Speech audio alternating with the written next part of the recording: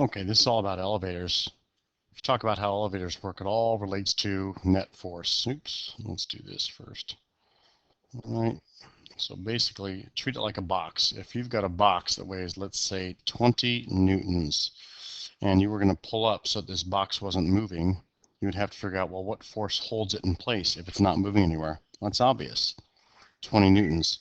So the net force is 0 because you have plus 20 up, minus 20 down adds up to 0. The box ain't going anywhere. That makes sense, right? Everybody gets that.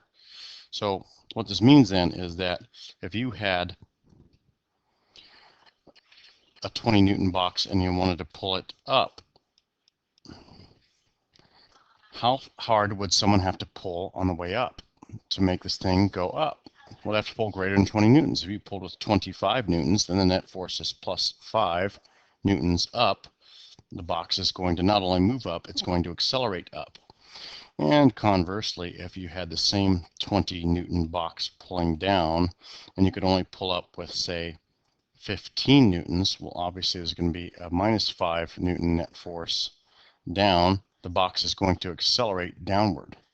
And if you cut the cord, right, this goes to 0, you have a net force of 20 down, the box accelerates in free fall. So all that makes sense. So the way to think about the elevator problem is the same way. Treat the elevator just like that box, and they may change the number of people in it, whatever, but you've got enough people in it to where the mass, not the force, but the mass is 1,000 kilograms. And so the force down is the mass times the weight. M times G would be 9,800 newtons. That was already established. The question now becomes, what force is needed to keep the box from accelerating? Well, the answer is 9,800 newtons, just like we said before, because all of this relies on Newton's second law. F net equals ma.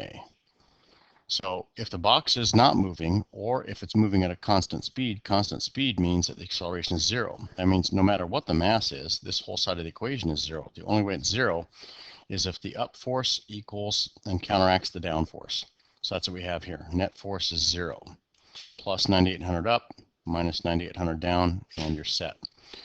So then the question was, what if the box is accelerating? What if it's accelerating, in fact, at a known acceleration? I believe it was 2 meters per second.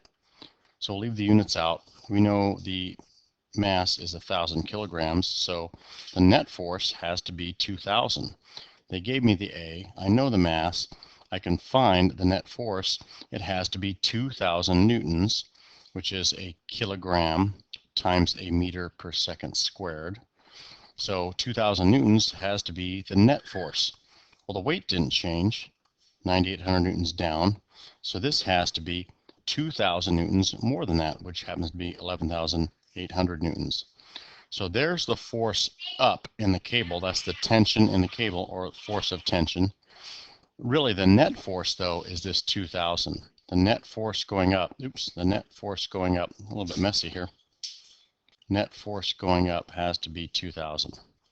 Okay, sorry about that. Anyway, so that's the answer to your question. But the force in the cable is actually 11,008 because it has to overcome all this.